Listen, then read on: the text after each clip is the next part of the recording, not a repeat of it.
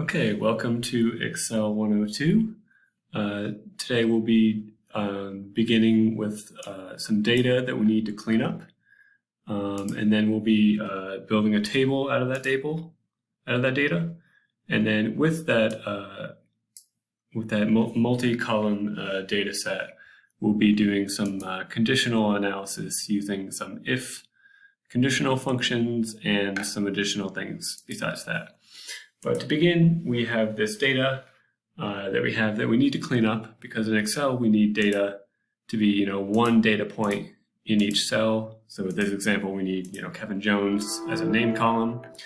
We need the branch. We need East, Midwest, South, and then we actually want to do we have DOB, but we actually want age. So in addition to data cleanup, we need to change some of the data in its raw state now to what we need in the middle and at the end.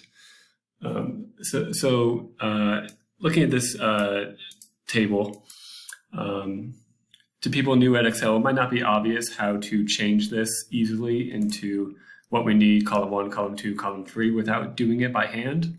But we definitely don't want to do it by hand. Excel actually gives us a really simple tool to do this. So what we can do is we can we'll just select one cell to begin with as a test. We'll select the cell that we want to change. And then in the data ribbon, we actually have something called text to columns. And as you can see from the little icon, it looks like we have one cell that's being changed into multiple cells. And that's exactly what's going to happen. So we'll click on this. We can see it's we need to select something to be the line between each cell. In this one, we have a couple things going on, but if we just click on comma, we can see we now have two columns. If we apply this, we have Kevin Jones East, and we'll also have a second column that'll be that eventual age column. So that's pretty good to begin with. Again, this data is a bit sloppy, but we don't need to be afraid of sloppy data. In the custom box, we can add an additional punctuation. We can add the colon, and then we can actually divide up between Kevin Jones East. We'll have to fix that in a few minutes. Then we have DOB gets extracted from this data point, and we can just delete this in a second. And then we have this all by itself. So that's a pretty good way to begin. So let's apply this. And we can see it does exactly what we want. We don't need to hand copy and paste. We don't need to hand type this into multiple columns. We can do this automatically. So now that we know that functions as we want, we can apply this to this whole column. And this column is about, some 50 items long. So what I can do is select an item 2. Instead of clicking and dragging the mouse, I can click Control Shift and then push the down key. And that's going to select all the items in this column down to the end. And then I'm just going to do the same thing. Text to columns. It saved my options. We can see it's doing what I want all the way down. Let's apply that. And now we have a pretty good jump on what we need to do. So just to begin, we can delete this column. This is junk to us now. This is the DOB column. Like I said, we actually want age, and we'll do that in a second. But to begin, let's finish off with extracting the branch name and dividing that up from the name column. So let's put in a column to do that. And what we can do is use a second Excel built-in tool, which is quite intuitive. And how we'll do this is we'll begin to suggest to Excel what we want to do. We want to tell Excel we want to pull out East, East, Midwest, Midwest, South, all the way down. We'll click on the next blank cell. And then also in the data column, this time we'll use /fill. And if we click that, we can see it did exactly what we want. It's using some type of AI to see the trend that we've begun. And we can see all the branch names match up all the way down. And as you can imagine, let's do this tool one last time, put in a column to the left, and now we want to do this with the name. So one thing we could do is /fill again, and we'll do that in a second.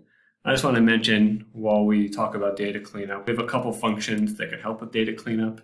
if at this point we just had Kevin Jones and no East next to it, we could use this function, which actually takes a cell with text and capitalizes it. But we need to do 2 steps in this one step. So we'll just use autofill, flash fill again. So what I actually want, I want to change the data slightly. So instead of Kevin Jones, I want Jones Kevin. And Smith Susie. And Ing Ann. And that's going to tell Excel, take these points out of the cell value. We want to switch them.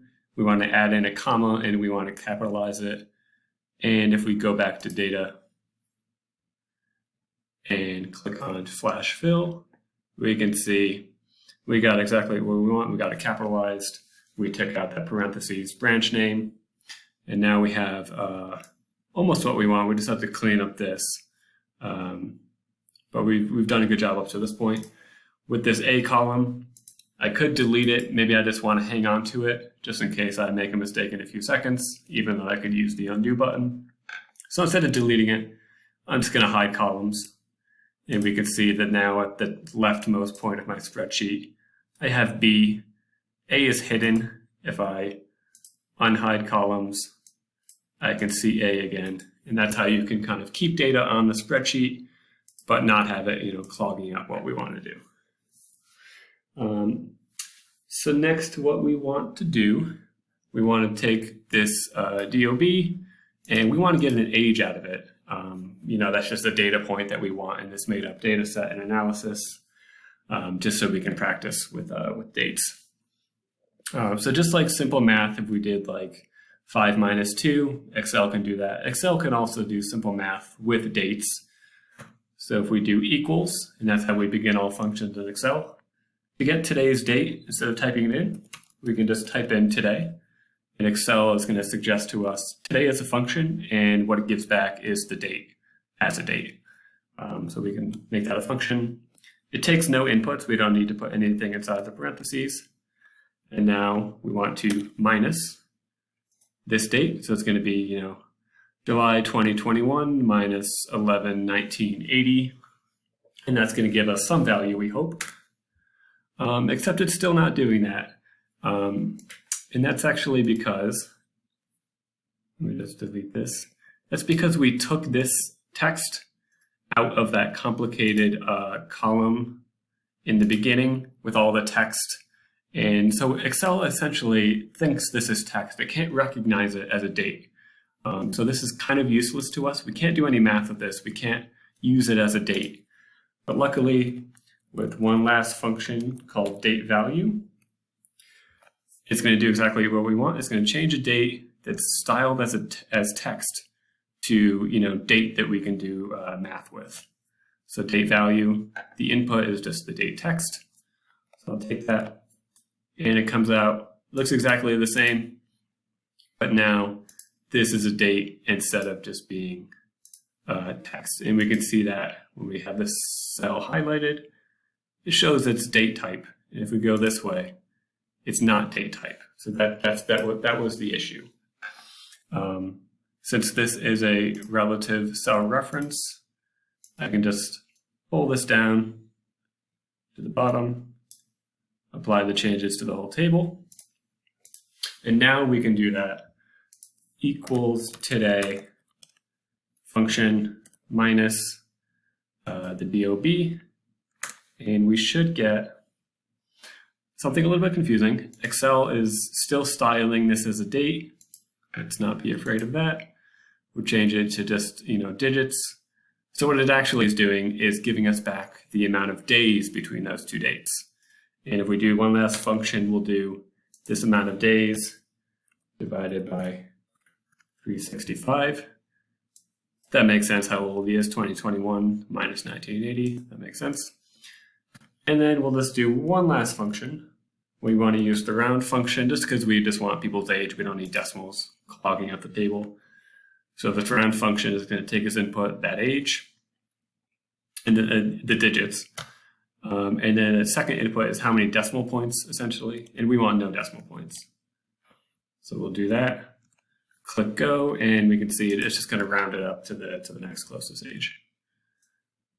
Again, we can just click and drag all these functions and apply it to the whole table, and we get everybody's age. The math looks fine in all these, 1990 to 2021, that math checks out. And now we can get rid of all of these columns. So we'll click on the heading itself on the D and drag to G, so we highlight the whole column. And let's see, if we delete those, what happens? Well, we get a slight bug because it was using this function that was taking as input a cell that we just deleted. So when we do something like data cleanup, what we might want to do with this data that we just made, I'm going to highlight it, Control C to copy it. We see the little dotted lines moving, and that means I copied it. And then I'm actually going to paste exactly on top of it, but I'm going to paste options value. And this is going to paste, instead of pasting down the functions that I copied that will output those values, it's going to paste down the value itself. So it's going to change it from that dynamic, conditional value that's being calculated constantly to just a static value. So we can see now that's just the digit itself. If I go back, if I undo it, we can see that's a function, and then I made it into just a value. And now I can delete these junk columns, delete those. Let me move back. And now I have exactly what I need. With just a few steps, we cleaned up data that you might see if you, it's something you might see if you input value from like a CSV file. Let me show you an example. This is something that a CSV file might look like. CSV meaning comma separated values. So each of these items between the commas is meant to be in a spreadsheet in its own cell. But since it's in a text file, a CSV is a text file, it looks like that.